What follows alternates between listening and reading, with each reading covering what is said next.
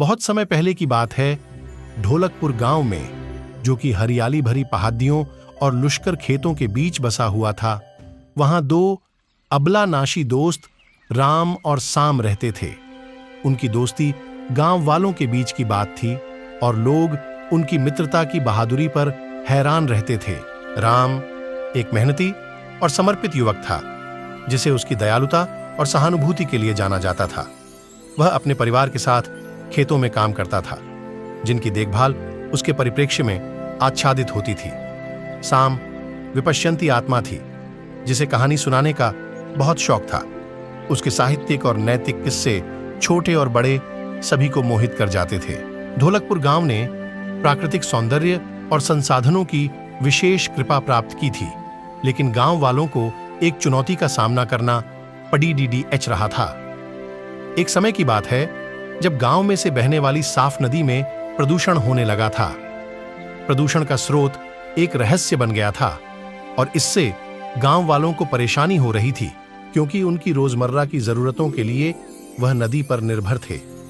एक दिन जब राम और साम नदी के किनारे बैठे थे, प्रदूषित पानी को तकते हुए उन्होंने इस समस्या को हल करने और नदी को पुनः उसकी शुद्धता में लाने के लिए एक यात्रा पर निकलने का निर्णय किया। उन्हें यह पता नहीं था कि यह यात्रा न केवल उनकी मित्रता का परीक्षण करेगी, बल्कि उन्हें जिम्मेदारी और उनके कर्मों के परिणामों के बारे में मूल्यवान सीखेगी। दोनों दोस्त ने अपना जांच पूछ करना शुरू किया, गांव वालों से बातचीत करके और नदी के पास हुई किसी भी हालचाल की जानकारी इकट्ठा करके। उन्होंने जाना कि ऊपर के किनारे पर एक नई कारखाना स्थापित हुआ था और कारखाने से आने वाले कचरे को नदी में डाला जा रहा था। इस समस्या का समाधान करने का इरादा करके राम और साम ने तय किया कि वे कारखाने के मालिक से मिलकर प्रदूषण समस्या पर चर्चा करेंगे।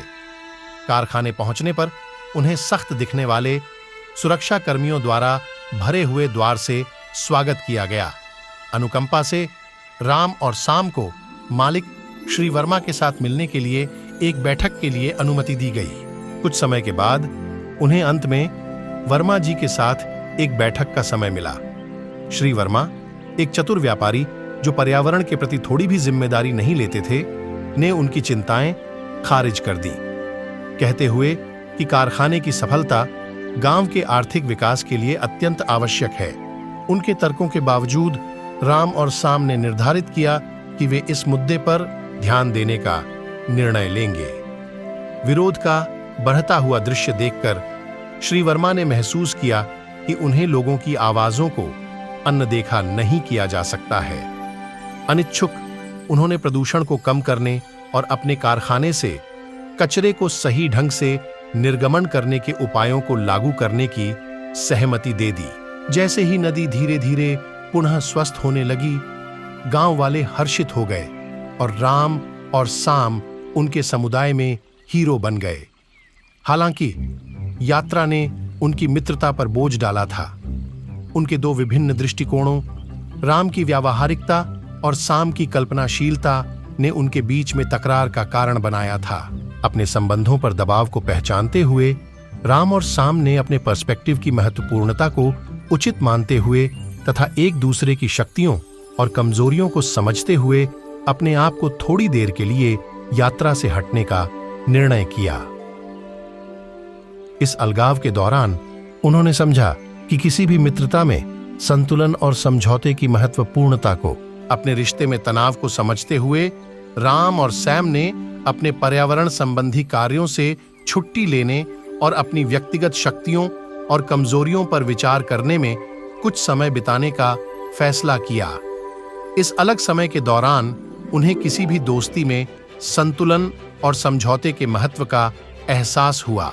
ढोलकपुर के आसपास की शांत पहाड़ियों में राम और सैम को प्रकृति में सांत्वना मिली। जैसे ही उन्होंने अपनी यात्रा पर विचार किया, उन्हें समझ आया कि उनके विविध दृष्टिकोण ने उनके लक्ष्य को प्राप्त करने में महत्वपूर्ण भूमिका निभाई है। राम के व्यावहारिक दृष्टिकोण ने ग्रामीणों का ध्यान आकर्षित किया था, जबकि सैम की कहानी ने समुदाय को प्रेरित और एकजुट किया था। एक दूसरे की शक्तियों की नई सराहना के साथ राम और सैम पहले से कहीं अधिक मजबूत होकर फिर से एकजुट हो गए। वे न केवल दोस्त के रूप में बल्कि एक गतिशील जोड़ी के रूप में अपने गांव में विभिन्न चुनौतियों से निपटने के लिए अपनी व्यावहारिकता और रचनात्मकता को जोड़ते हुए एक साथ काम करते रहे। राम और सैम की कहानी दूर दूर तक फैल गई। ढोलकपुर और पड़ोसी गांवों में एक किंवदंती बन गई।